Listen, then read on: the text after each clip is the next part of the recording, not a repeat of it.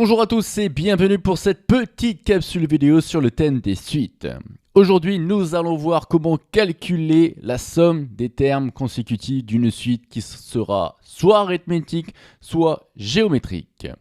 Pour cela, je vous propose deux petits exercices avec des énoncés concrets que nous allons faire ensemble pour voir dans le cadre d'un exercice comment faire pour calculer ces fameuses sommes. Dans un premier temps, je vous propose une petite étude préliminaire de notre suite. C'est généralement les premières questions de votre énoncé et nous démarrons tout de suite sur ma gauche avec une suite UN qui représente le prix du loyer annuel pour l'année 2018 plus N. L'information qui nous est proposée, c'est qu'il y a chaque année une augmentation de 150 €. Et s'il y a une augmentation de 150 €, ça veut dire que tous les ans, nous faisons plus 150, plus 150, plus 150. La suite est donc arithmétique et la raison R est donc égale à 150.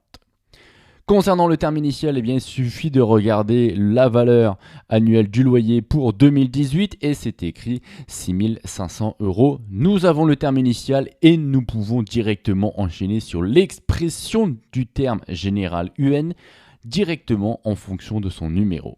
La formule, je vous la rappelle, c'est la suivante, c'est U0 fois plus N fois R, puisqu'il y a N étapes et qu'à chaque fois, je vais donc ajouter R. Je vais donc le faire N fois, je vais donc ajouter N fois R. Nous avons vu juste au-dessus dans notre étude préliminaire que le U0 est égal à 6500 et que R est égal à 150. Nous obtenons donc 6500 plus 150 N. Voilà, nous avons répondu à la première question qui était d'exprimer UN en fonction de N à notre gauche dans le cadre d'une suite arithmétique. Regardons l'exercice de droite, on nous donne UN, le nombre de mégots jetés par terre pour l'année 2019 plus N. Et on nous donne l'information que ce nombre a diminué de 15% par an. Et vous savez tous et toutes comment on fait une évolution en pourcentage. Eh bien, on utilise ce qu'on appelle les coefficients multiplicateurs, c'est-à-dire que nous allons multiplier par 1 moins 15%, puisqu'il y a ici une diminution de 15%. Quand vous rentrez dans un magasin, dans tous les cas, vous allez payer l'article, c'est-à-dire 1.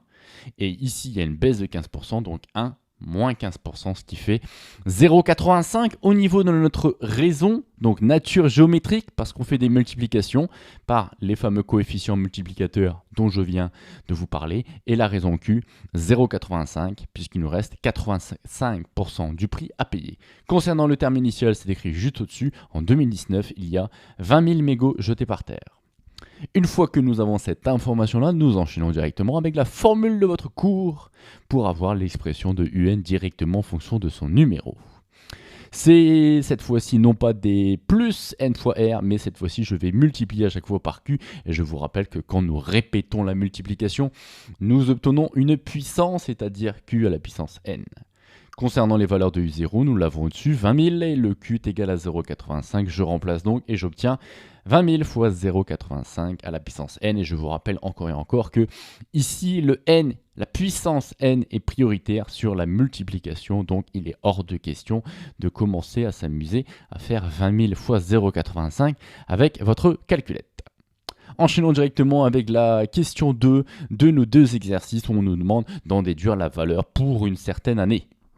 Pour cela, il va falloir qu'on trouve à chaque fois le numéro N ici de notre terme pour obtenir la valeur du terme, c'est-à-dire le prix du loyer annuel ou le nombre de mégots jetés par terre.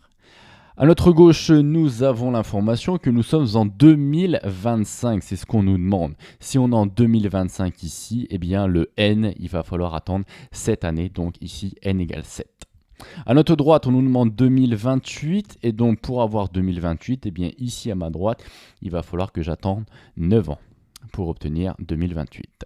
À partir de là, eh bien, je remplace tout simplement ici le N par 7 dans ma formule, ici le N par 9 dans ma formule et voilà ce que nous obtenons sans aucun problème. Une fois qu'on a fait ça, eh bien, on prend notre calculette. À notre gauche, eh bien, on obtient 7550. C'est une valeur exacte. Ici, il n'y a aucun arrondi à faire. Et là, en revanche, c'est demandé dans l'énoncé d'arrondir à l'unité parce que je peux vous dire que quand vous multipliez par 0,85 à puissance 9, ça fait une valeur qui est avec énormément de chiffres après la virgule. Et nous obtenons 4632. Cela termine l'étude préliminaire de nos deux suites. On enchaîne maintenant avec le calcul d'une somme et je vous propose de calculer la somme des loyers de 2018 jusqu'à 2025 pour notre exercice de gauche. Et pour l'exercice de droite, on va regarder ce qui se passe de 2019 à 2028. Donc pour l'exercice de gauche, 2018, je rappelle que la valeur de 2018, c'est la valeur initiale, c'est-à-dire U0, et c'est la valeur qui est ici, hein, U0, et nous allons jusqu'en 2025, c'est-à-dire jusqu'au terme U7. Donc la somme que nous essayons de calculer, je l'ai appelée S7 parce que nous allons jusqu'au terme 7, et donc c'est U0 plus U1 plus 3 petits points jusqu'à U7. Pour la colonne de droite, nous allons jusqu'à 2028, donc n égale 9. C'est donc la somme S9 que nous essayons de calculer. Et donc au niveau de notre somme, au lieu d'aller jusqu'à U7, nous allons jusqu'à U9. À partir de là, eh bien, il va falloir que nous sortions les formules de notre cours. On est parti, on va les sortir ensemble. On va se rappeler de comment ça fonctionne pour les formules concernant les sommes de termes consécutifs d'une suite arithmétique pour la colonne de gauche, géométrique pour la colonne de droite. Pour la colonne de gauche, je rappelle que c'est nombre de termes fois la moyenne entre le premier et le dernier terme. On est d'accord? Allez, on est parti ici. Il y a combien de termes? Ne faites pas l'erreur, c'est pas parce qu'on va jusqu'à 7 qu'il y a 7 termes, puisque quand je vais de 1 jusqu'à 7, eh bien j'ai 7 termes. Je rajoute le 0, ça me fait 8 termes ici au total. Nous pouvons, si vous voulez, les compter ensemble. 2018, 19, 20, 21, 22, 23, 24, 25. Et bien jusqu'à 25 avec mes doigts, et bien j'en ai compté 8 années ensemble. Donc 8 multiplié, je vous ai dit, la moyenne entre le premier et le dernier terme. Pour faire la moyenne, on fait le total des points, on divise par 2, parce qu'il y a 2 termes ici, en l'occurrence U0 et U7. Pour la valeur de U0, on se rappelle que c'est 6500, la valeur de U7 c'est 7550, je remplace, je calcule un petit peu. La somme de mes deux termes fait 14 050. Je divise par 2, je multiplie par 8. Ici, au niveau calculatoire, il n'y a vraiment rien de bien compliqué. Je vous fais confiance. Faites-le à la calculette et vous allez trouver 56 200 € pour la somme des loyers annuels pour la période 2018 jusqu'à 2025. On enchaîne sur la partie droite de notre exercice, de notre vidéo, puisque à droite, je vous rappelle, la suite est géométrique et on se rappelle la formule. Terme initial, multiplié par 1 moins q à la puissance nombre de termes, divisé par 1 moins q. Le terme initial, on sait, c'est U0. Je vous rappelle que c'est 20 000, le terme initial. Donc, je recopie tranquillement. 20 000 fois 1 moins Q à la puissance le nombre de termes. Ma valeur de Q, ici, on se rappelle que c'est 0,85. C'est la fameuse raison de notre suite géométrique. Et là, on se rappelle une nouvelle fois, quand vous allez de 0 jusqu'à 9, vous avez une différence de 9. Mais la différence de 9, ça nous donne le nombre d'intervalles. Pour avoir le nombre de poteaux, il faut ajouter 1. Donc ici, de 0 jusqu'à 9, j'ai 10 termes dans ma suite, donc je mets puissance 10. Voilà concernant la formule qu'il va falloir que nous calculions ensemble, et pour cela je vous propose de regarder ensemble comment on fait pour obtenir ceci à la calculatrice. Pourquoi je vous le fais à la calculatrice? Parce que beaucoup d'élèves risquent de faire des erreurs là-dessus. Allez, on rentre le 20 000 tranquillement dans la calculette, 20 000, je multiplie, et c'est là qu'arrive généralement une erreur, je multiplie par tout le numérateur et je divise par tout le dénominateur. Donc merci s'il vous plaît de mettre des parenthèses. Allez, on y va.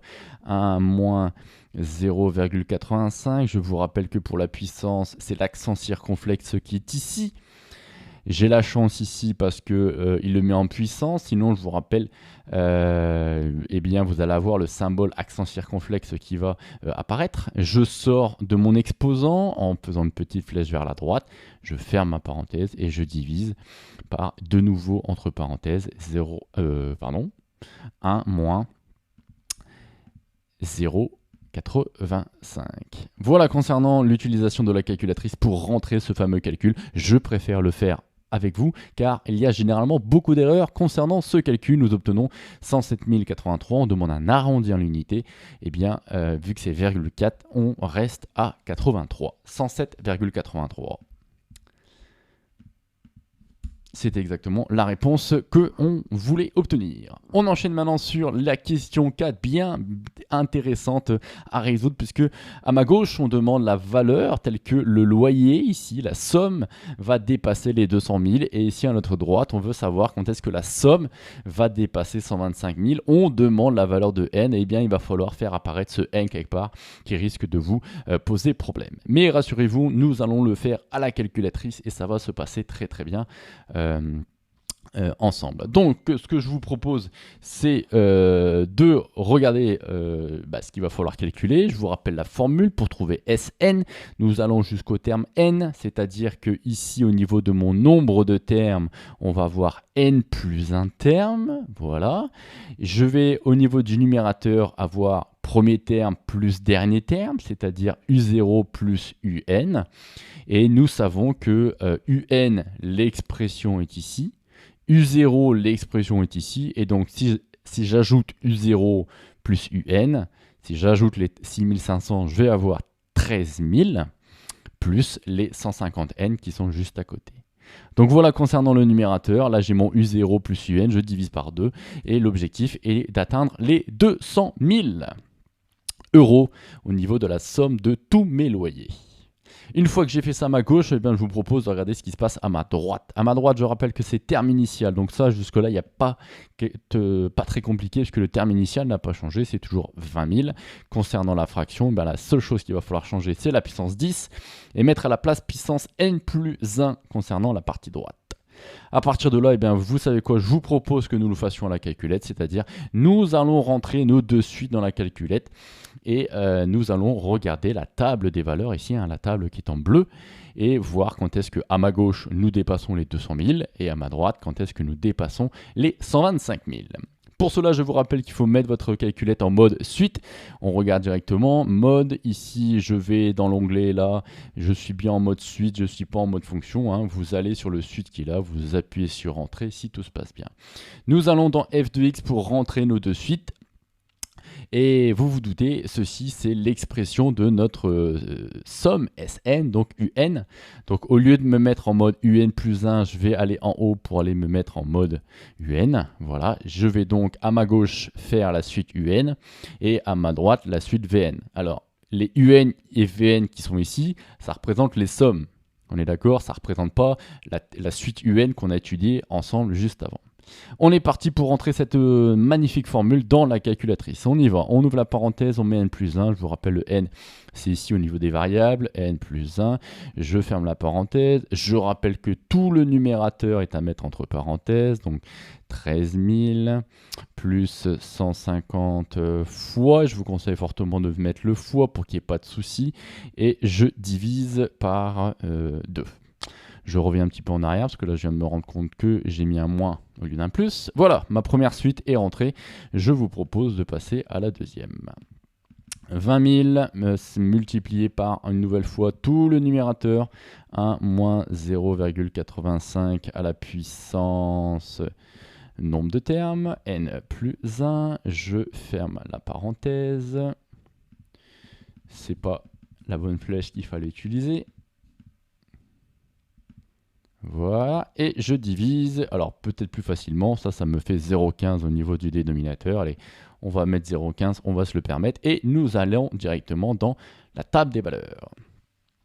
Voilà, ma table des valeurs est calculée avec, pour l'exemple de gauche, la suite en bleu, et pour l'exemple de droite, la suite en rouge. Je vous rappelle que ces suites, ça représente les sommes que nous essayons de calculer. À notre gauche, nous voulons dépasser les 20 000. On y va, on descend, descend. Quand est-ce que je dépasse les 200 000 et non les 20 000. Oh, waouh, il faut monter très très loin. Il faut monter jusqu'à n égale 24 pour dépasser les 200 000. Donc, je reviens sur mon petit exercice. C'est à partir de n égale 24 que nous voulons dépasser. Et pour avoir l'année, je vous rappelle, c'est l'année 2018 plus n. Donc ici, 2018 plus 24. Et si vous faites 2018 plus 24, vous arrivez bien sûr en 2042 pour l'année à partir de laquelle la somme des loyers dépassera les 200 000 euros. Pour la partie droite, je vous rappelle que c'était 125 000 qu'il fallait faire. Et donc, si je ne dis pas de bêtises, c'est à partir de ici, à partir de 17 que nous obtenons Le dépassement des 125 000, donc on est parti à partir de n égale 17, je remonte pour avoir l'année, c'est 2019 plus 17 et on obtient 2036. Voilà ce petit calcul avec la calculatrice pour savoir quand est-ce que la somme dépasse les 200 000 et quand est-ce que la somme dépasse les 125 000 mégots ramassés. Ceci conclut notre vidéo sur comment faire pour calculer la somme des termes d'une suite géométrique dans le cas arithmétique et dans le cas géométrique avec un énoncé à texte.